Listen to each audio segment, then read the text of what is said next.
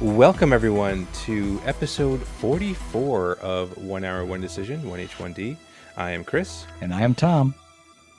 And we take 60 minutes and play a random game on Xbox Game Pass and decide, do we want to go to space? Or would we rather stay home? That's right. And in this episode, we're going to be talking about Mass Effect Andromeda. But this time, we've got some friends with us. We've got Phil and Nave from Gaming Together Podcast with us talking about this game, Mass Effect, developed by BioWare. And this game came out back in March of 2017. I played this on the PC, and the game was 47.6 gigabytes on the PC. Tom, how big was it on the Xbox? 46.0 gigabytes. Oh, well done. EA has done a great job making sure that their games are optimized for the Xbox. So good on them. But let's talk about what kind of game is this? Are you asking me, or are you asking our two wonderful guests? I'll throw it to the floor and see who responds. What do you think, Philip? Philip's got a mind. We had an argument about this kind of when we were discussing Borderlands. We talked about the argument of the difference between a first-person shooter with RPG elements and a RPG with first-person shooter elements. He's about to get me going already. I'm trying to not. I want to So fight I now. carefully weighed out how I would write this title, and I decided it is a sci-fi RPG shooter. Oh, you played it close to the chest, huh? Yeah, pretty So- simple. Sci-fi first. Yeah, I think I number one agree with you sci-fi. there. Yep. Then RPG second, shooter third. Yeah, they definitely saved the shooting for the last little bit. All Okay. right, I'm going to apologize because I thought Philip was going to go left field. So now I'm just going to sound stupid. I'm just going to get it out of the way then. I wrote Interstellar Conquistador role-playing game. Oh, Yeah, that's pretty good. It's a lot better than my third-person action RPG. I basically wrote the same thing. I put third-person action adventure game.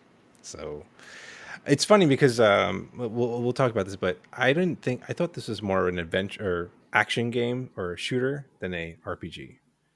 But let's talk about the game loop. What is the game loop, though? I wrote converse, conquer, and collect because I like alliteration. Okay, well done. Yeah, that's it. That's all I did in my hour. I don't want to jump too far ahead, but not a whole lot of conversing in the first hour. But I'll It's see how you true. guys felt about it. Chris, what did you put? I put play through a space adventure story completing objectives. All right. Mine's not too different from yours. I have experience, narrative, punctuated by a mix of choices and action sequences. I liked Nave's answer though. That was Yeah, like it was good. very succinct and to the point. So well done with that. But what else? What do we like about this game, guys? I'll say, first off, this game is very pretty, especially for now a 4-year-old game. It still holds up.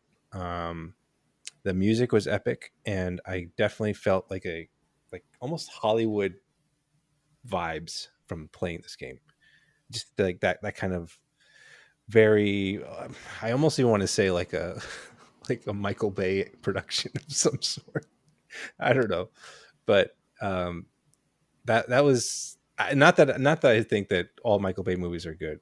It's just that he is, like, to me, what Hollywood is, like when you think of a Hollywood blockbuster. Quintessential. Yes, yeah. At I least in this time definitely period. put that as my first like as well. Specifically the scenery. I wouldn't say like everything looks good. I'll asterisk put a pin in that Yeah. for later on. But there's a moment really early on where you walk through like a cave, or like a archway or something, and there's these two giant floating things, and your partner character's like, we're not in the Milky Way anymore. And I'm like, I don't remember this game being, spoiler alert, I played this game already, but I was like, I don't remember this game being so pretty. Like just looking at the scenery and there's like lightning coming down. I'm like, this is a pretty cool area. I Yeah. think I was Yeah. streaming it in case Philip couldn't play, and so he'd be at least be able to watch me, kind of like how you guys did on what is it, Metro way Yes. back. And he didn't have to; he got to play it. But yeah, I was like specifically like, this is fun. Like this is good. This is a good this is a good little loop at the beginning to suck you in. Yeah. Uh, Yeah, Absolutely. you talked about how cinematic it was, and one thing that really hooked me in was the star power in it. So, not to jump too much into the plot, but your dad in the game, Ryder Senior, the second he talked, I'm like, oh, I know this man. This man's a part of my childhood. Mm-hmm. And I'm like, I don't know who he is. It wasn't until I was doing the notes for this, I looked up who it was, and it's Lex Luthor, like from all And the Mr. animated and DC Mr. stuff. Krabs. Yeah, he's Mr. Krabs Krabs. too. I wrote his name down, Clancy Brown.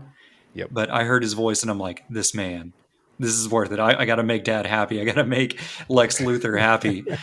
And I did all the voice options I could to make him like a happy dad. Have you seen the new? Never mind. Oh, I almost did it. The new all SpongeBob good. kind of looks like Ren and Stimpy. That's what that was the point. All right. Yeah. Who was the guy at that was narrating at the beginning? Because I think I don't know. if I remember His correctly, voice is awesome though.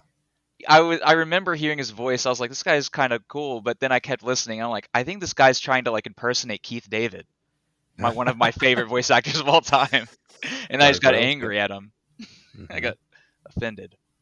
well, That's all good. I will jump on here and agree that I thought at least the beginning was very like engaging, very cinematic. It got me like really invested very quickly. And since we only have an hour to do this, I think it's a very important thing for you to do, all games, is Yeah. get me on board quickly. And I feel like this game did that. I agree that I liked the aesthetic of it. I liked the believable sci-fi. You know what I mean? Like I can imagine our future and this being a real thing that happens, you know, because sometimes sci-fi is a little bit more fantasy and sometimes it's a little bit more sci-fi. And this does that well, where it's like, yeah, this is a possible future for humanity. I guess you could say this is like what if Christopher Nolan did a sci-fi game, maybe be as kind of realistic as possible or practical. Who knows? But the other thing I liked was the way that you move in this game. I thought the movement was really good. It reminded me of a game, Rest in Peace, which I think took a lot of this game, which is Anthem. I loved that game for the way that it played, like the flight and the way that you move around the environment was just so good. The rest of the game stunk, but that part of it was really good. I was gonna say I didn't get to play it. You're hyping me Yeah, up. we haven't played it yet. I, It's Yeah. on our list. I bought it for like $4 like a few years ago or something. I mean, it's at least worth a quick stab at. But once you play that game and then after you play this game, you're like, oh wow, this like there's a lot of things that they borrowed from Mass Effect Andromeda that is in there. It's but yeah, I also liked the conversation engine was cool. This is actually the first Mass Effect game I've played for longer than 10 minutes. So Really? yeah, this is my first foray really into this Mass Effect universe because I don't know why I couldn't get into the other ones. This game in particular, the conversation system was a point of like a lot of controversy, where the other three games, the original trilogy, have this system called the Renegade Paragon system. I just said it backwards, and it felt really dirty, but it's in there now. So that's how it is.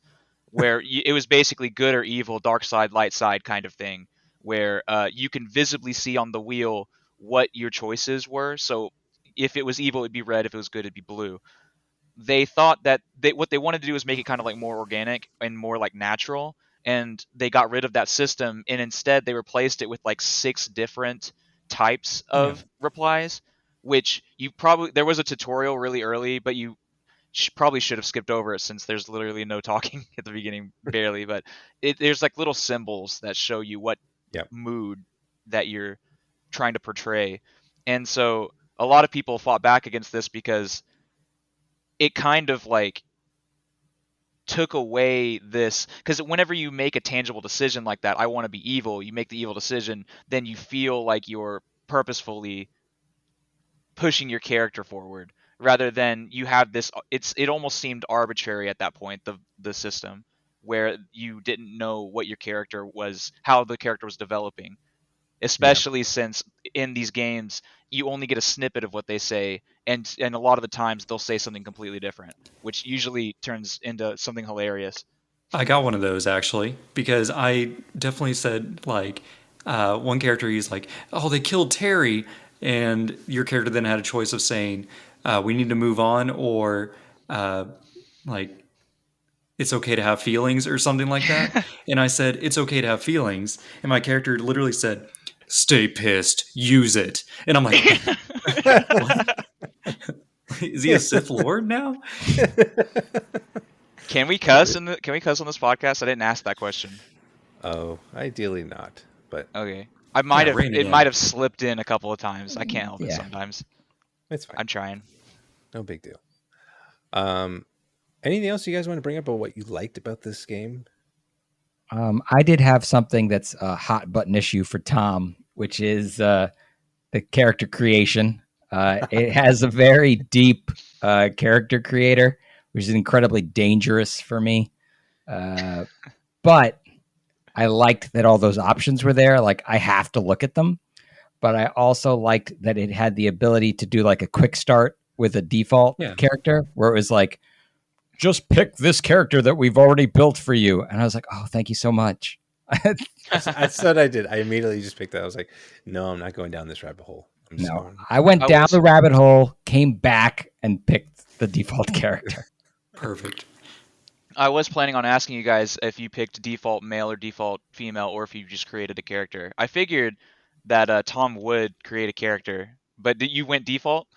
I did ultimately, yes. I hit create character, went into it, looked at all the things that were there. But because decisions and I don't usually get along, I was like, I only got an hour here. So I was like, and I wanted to take advantage of the fact that they gave me an out, because I want to say thank you for doing that for me to the game designers. Did you all pick the default male then? Or did any of you pick the No, the I female? made a picked custom female. character. Oh, Look at you. Full Was it male or handlebar female? mustache and everything, male. So I was the only one who picked the female. no, I picked the female too. I Oh, picked the okay. default female. Yeah, I Yeah, did I guess pick I was- the dude. I just figured I'd give it a shot. And it's interesting, actually. So let me get, I guess, your perspective also then, because you had like a brother, or I'm assuming in your case a sister. Is Yeah, that twin. Is that what happened? Yeah. So they were the ones that was trapped in their Yep. vessel or whatever it was. Okay. Which was something I forgot about, but I actually appreciate a lot. That's very interesting, where you have the default male and character, and they both are in the story simultaneously. In the original Mass Effect trilogy, you had male Shep and fem Shep, and they were their own person, and there was no alternative out there, unless you play the Got it. Citadel DLC in Mass Effect 3. But So, I think another game did this for us too, right? I think it was Rage 2 that did something similar, where you created a character, and whoever, like, oh no, you picked one of the two characters, male or female, and whichever one you didn't pick got a door smashed on them. Oh yeah, that was cool. That was cool. So That's perfect. yeah, think- that's Rage 2. I put like just to tack on to what you were saying about the movement, I just wrote the boost jump is really neat. I didn't remember how fun it was because you have a double jump, like jump jet, and you also have a boost, and you can use each one once. So you can like jump really high in the air and then dash in a direction, kind of like some kind of anime protagonist. And it's actually pretty fun. It's the best part of the combat, which we'll get into in the negatives. So it's a great Spoiler. segue, 'cause let's get into it. Let's get into what we didn't like about this game. Because yes, Nave, I agree with you. I thought the combat was very lackluster. Unfortunately, the same way as with Anthem. It was a crappy time shooting stuff. But because I just felt like I was shooting things, and I saw numbers going up, but I didn't feel like there was any impact. the guns felt like sounded tinny, Mm. and yeah, so that's kind of what I start off with that. But what about you guys in terms of combat? I hated the platforming aspects whenever it was mixed into the combat because there were so many times when I go to jump on a wall, instead I'd activate my boost jet and fly into the enemy swarm, and they would just gun me down because I was a squishy little boy. The only first-person shooter I've ever played with platforming in the middle of combat is Doom Eternal. That did it just Yeah, they did it like good. so good. Because even if That you was good. accidentally dodge roll into a bunch of enemies, you're just like, oh, cool, I'm right here. Chainsaw them right in the face. You're like, it's Yeah. great. Well, I was trying to use the cover Gears of War style. Instead, I'm pressing A, and I will jump straight up into the air. You know? I was constantly pressing A to get into cover. In this game, you just walk into the cover and it Yes. snaps you. Like Yep. Yeah. like it's like Army of Two or something. I can't remember. Like some 360 game. I'm like, what is this? Yeah. I'm so appalled. I'm angry. Cover shooters? You know what year it is? Yeah. I wasn't worried about the cover itself, and he what did he say? Chris, what did you just say at the beginning? Oh, the guns. They Yeah. were like weak. Yeah. I wrote the combat is incredibly bullet spongy. And Mhm. in my little stream I rewatched it just to make sure I had everything. I didn't miss anything. And I was like, you can hear me get deflated because I was actually having a good time jumping around and as soon as I got into the first combat wave, I was like, oh, these guys take like 17 shots, and it only gets worse. It brought back like flashbacks of every single time you have to fight waves waiting. I mean, that's obviously not in the first hour, but you Yeah. get a little bit of taste because those enemies don't even have shields. So like you're just Oh shooting my god. Okay. dumpy enemies. So That's unfortunate. Tom, what about you? What did you like? Not like, sorry. Well, and Phil touched on this a little bit. And now I understand a little bit, and Nave as well, a little bit better. I was feeling like my options and choices felt kind of superficial, and that I was confused. Like, could I have avoided that combat like at the beginning of the game? Like, there's a sequence, and I'm like, I'm not going to shoot anybody, and it's like, oh, I guess I have to shoot people. And then like, the choices come up on the wheel and I'm like, which of these matter? I don't know. Like, I don't know what I'm doing. And like the conversation wouldn't 100% respond or wouldn't match up exactly to what I had selected. So I don't like that, when it's like I pick one thing and my character says something else, like that I'm not a fan of. I think I would have liked better a very like obvious light side, dark side, kind of choice system. I bet it looks really cool on the developer side, looking at like all the analytics. I bet they have a whole lot of like points where, especially at the beginning, a lot of stuff is scripted. So it's like right when you walk up to that first aliens, you have a choice. You can walk up to them without pulling your gun out, and eventually they start beating on the other human. Yeah. I decided to open fire as soon as that started happening, but then I thought, I wonder if they'll kill that guy or if they'll open fire on me. I wonder if that guy will die if I decided to continue to not shoot. Like, and I bet they can see on their side, did this person immediately shoot? Did they wait until this trigger happened? Did they wait until the death trigger happened? You know what I mean? Yeah. That seems really cool. Like the nerd in me, like really, I love looking at like spreadsheets and stuff, but it's like in practice as the consumer, doesn't feel too awesome. Yeah. Little anticlimactic feeling. Phil, what about you? Anything else you wanted to bring up that you didn't like? The only thing I didn't like was the shooting, the platforming, wall shooting, and the quick dialogue cuts. Because I don't know if it was just how I was playing it. Like I played xCloud version, and we didn't even bring that up. Yeah, whatever. Because like you guys like PC, Xbox, I'm like I'll do xCloud because it's different. I didn't know you could do that. That's cool. Yeah, I'm guessing it may be like they say an hour of gameplay uses almost 3 gigs if it's like doing full HD. It didn't look like full HD. I don't know what was going on, but whatever. Moving on. What got me was that some of the quick dialogue cuts where if you chose your dialogue option before somebody was done talking, your character would just talk like as soon as they got done talking. Like, I don't know if you guys noticed that, but I definitely was picking up on it. Whereas in other games by BioWare, such as like KOTOR, I know it would hold Had in to like come a up. half a second until the other character got done talking. Then you would say your voice clip. Whereas this one, it was like much clippier. Like this is such a small little nitpick, but it felt so weird to me in a game that looked like the production value was there that Mhm. it was just dropping for me. Like, did you guys It is experience not. this? It is not a small nitpick. Yeah. Okay. I'll let them go first. So the other thing, actually, as pretty as this game is, like you can pick flaws at it very quickly Yeah. because like the way that their expressions are, sometimes they start to like their bodies or their like eyebrows start to twitch, and you're like, whoa, what is that? Why are they doing that? That's kind of Uncanny weird. Valley. Yeah, Or it There you definitely go. did that. the doctor holding the med pad in the first scene where her hand was just like kin claw and it was just like shaking in her hand. That's amazing. Just clearly I a didn't realize that. separate object in, Yes. in their And I'm model. like, is this Saints Row 2? Like this looks bad. Yeah. All right. I'm sorry. I'm gonna go on another rant. I'll try. So you guys hit on mostly everything. I want to focus specifically on the facial animation during conversations because unfortunately, in a game like this where you're having lots of conversations, you're going to see dialogue. You're going to constantly be seeing their face.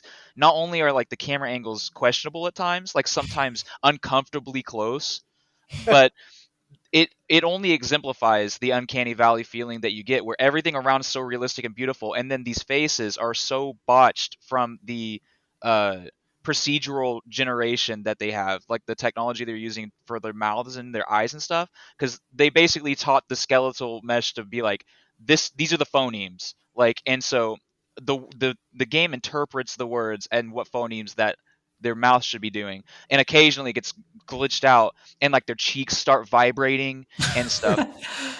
It's very distracting. The thing I like to focus on the most, though, for people who get mad at me for roasting this game all the time, is look at their eyes. Like, especially when you're watching Ryder's eyes, like your main character. I don't know about the male because I played the female both times through because she got memed to death at the beginning, and I just wanted to relive it this time just to see if it changed after all these years. And it's definitely a lot better. I will say that Okay. it was a nightmare before. But like they would, if you would like not choose a dialogue option, they would loop. So if she was like, hmm, she would do that Yeah. in like a 1 second loop. She just keep doing that as you're waiting to pick your dialogue option. Wow. Okay. All right, my Yikes. sentence that I cut myself off. The eyeballs dart everywhere constantly. They're like they're a paranoid person, and I guess it makes sense because you're in a completely different galaxy. But she's like I'll get like she's like whenever she's listening to someone talk, I'm like, this is horrifying. It's like watching The Thing, that old movie, like that really awful feeling you have that whole time you're watching. I feel like I'm staring straight into someone about to have a breakdown at any moment. All right. Anything else you guys want to bring up though? That was that was true though, because it's very unnerving when you see that. But I'm not particularly like upset at the devs or anything because if you go and look at like they have like documentaries about like what happened during this development cycle, like not documentaries, but they've had interviews and stuff, and they were trying to do No Man's Sky basically, and then they had to shrink it way down after like 2 years of wasted production time, ugh. and they still had to meet their EA deadline, and they like the facial animation thing was screwing up, and they were just like, sacrifices must be made. Hopefully people won't care that much, and people really cared. So, and that's all this game ever got was just the gifs of Ryder laying back, going, standing, doing this weird thing. It's hilarious, yeah. But it's like I kind of feel bad because I don't know if you guys, I know you guys know, but I don't know if your listeners have noticed, but I'm a huge Mass Effect nerd. I love it. It's one of my favorite series of all time, and I was so hyped for this game and just crushed whenever it didn't. I've long since stopped pre-ordering games besides Doom Eternal, and I was just absolutely. I had to have time alone for like 2 weeks just because I was like, I can't believe they messed this up. This is I'm sure you guys have been in that situation with the franchise that just Yeah. didn't work out. I'm trying to not cuss Oh now, yeah. but Oh yeah. Oh yeah. We get Well, it. I will agree that for me, expectations versus reality, right, is always a huge thing. I talk about it a lot. This game felt to me more like a shooter than an RPG, and I was expecting more RPG than shooter, and so that already put me like off my game in terms of when I was playing it.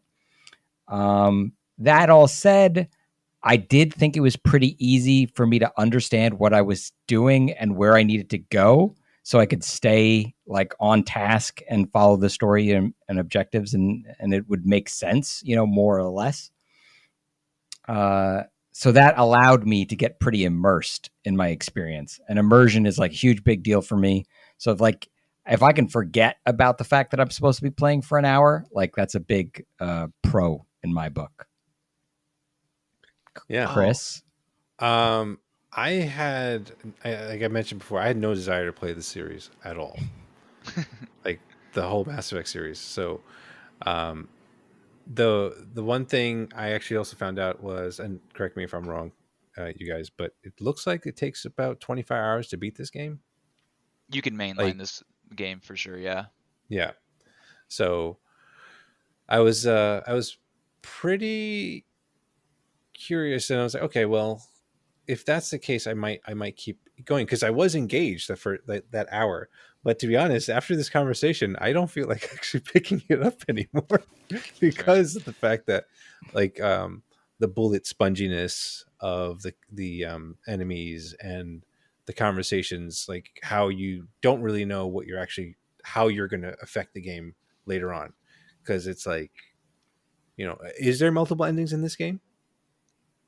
I never finished it, unfortunately. Oh, well, I there you got go. I Well, got just based on maybe your like 1 a third hour. of it. Yeah. The Nice. I will give the game the credit that the combat does improve as you get your third party member. There are multiple different races and multiple different classes, and they all have different abilities that you can hotkey and tell them to do as you're in mid combat. I don't know if you got to the point where you actually got to command them around, Yeah. but that being said, the game compensates for that. Like, you get a lot of cool abilities, but the game compensates for that by making the enemies more spongy. Like, so it's not like it never balances out. It's always in the negative, but at least you're flying around shooting galaxies at people. It seems kind of fun if you're watching it, but not really when you're playing it. Yeah.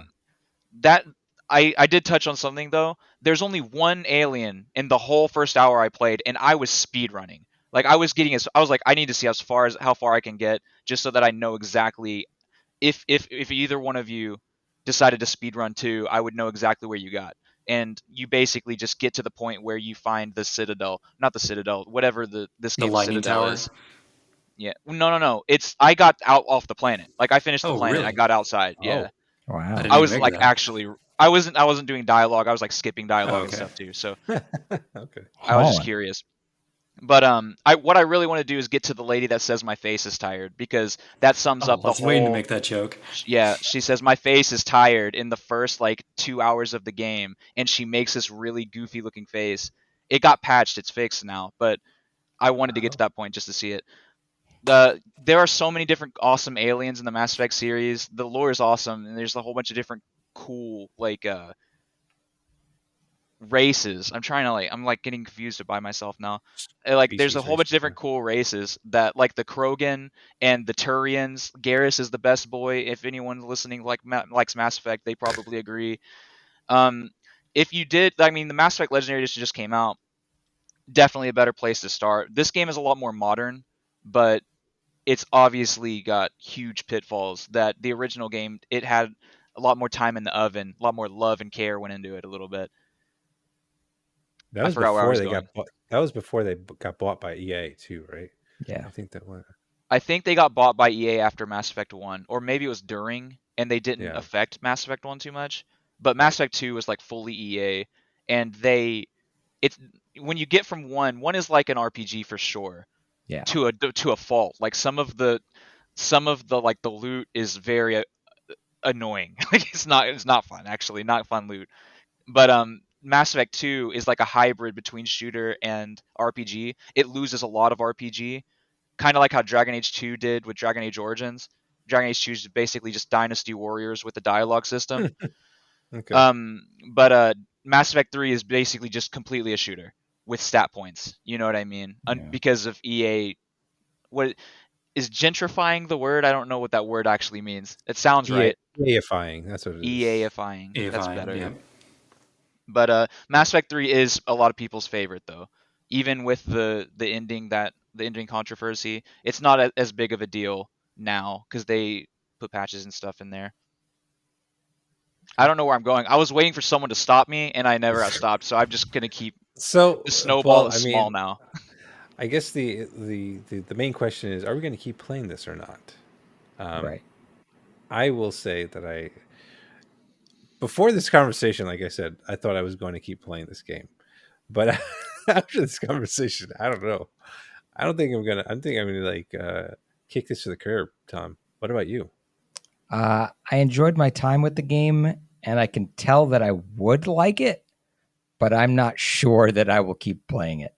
This is one of those games, and this happens to me a lot, where I'll play a game, I'll enjoy the time that I spent with it, and then I will never turn it on again. So I don't know if that's where this game is going to live, or if this game will get turned back on again. And I really couldn't tell you until some future point in time. So you'll have to check back in with me later and ask me if I ever turned it back on. I would say this might deflate you a little bit, but the intro is unique for the whole game. Maybe there are other parts, but the game consists of like hub planets, and it's just open, like sprawling free roam, like as you go to planets. Like this is the only, as far as my knowledge goes, because I didn't beat the game, so I don't really know. But this is the only like on rails, go straight. You always know where you're going. Otherwise, you get like a car and you're just driving around a big planet going to waypoints, kind of like Far Cry, like a bunch of small Far Cry barren wastelands with occasional little buildings you can go inside. Yeah, that doesn't sound good. Yeah, Phil, what about you? Are you going to keep playing this game?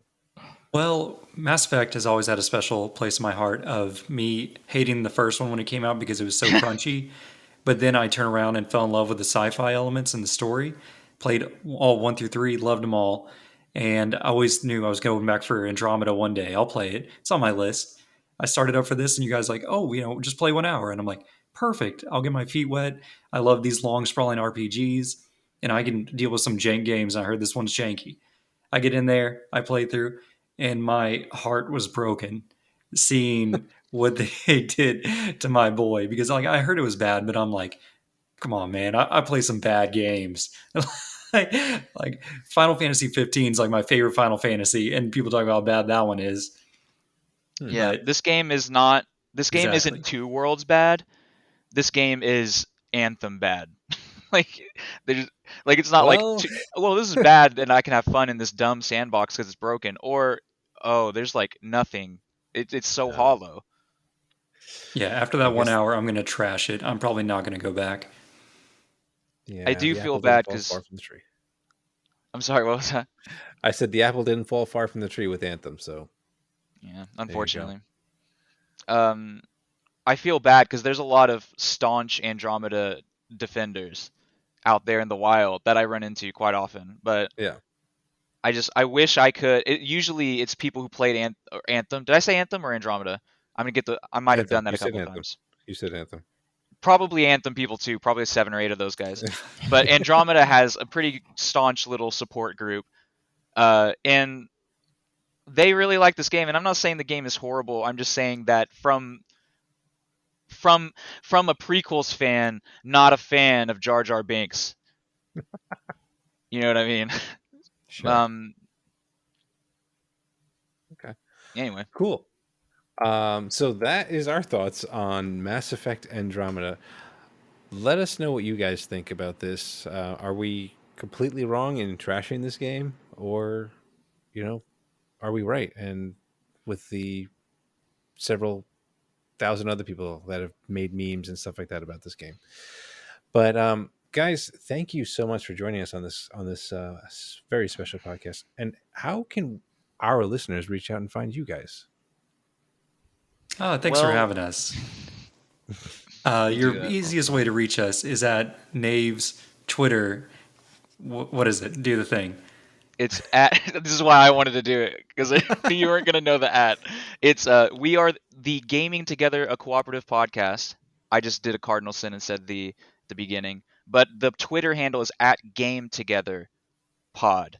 Game Together Pod. Nice. Not Gaming Together Pod, because that's too long, and Gaming Together was taken, so had to compromise. So we're We just a have a couple Facebook boys that too. love co-op games. Yeah, no one does Facebook anymore though.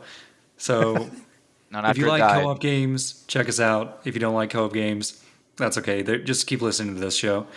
So check them out too, because they're a good group of guys, very knowledgeable about a lot of the games that they talk about. So, but thank you guys for joining us today, and as always, Well, you can Chris, check. where can they find us? Well, yeah, I was getting to that, Tom. You can find us were on you? Twitter. Yeah, you can find us on Twitter at TC1H1D. We stream our games on Twitch at 1H1D, or twitch.tv/1H1D.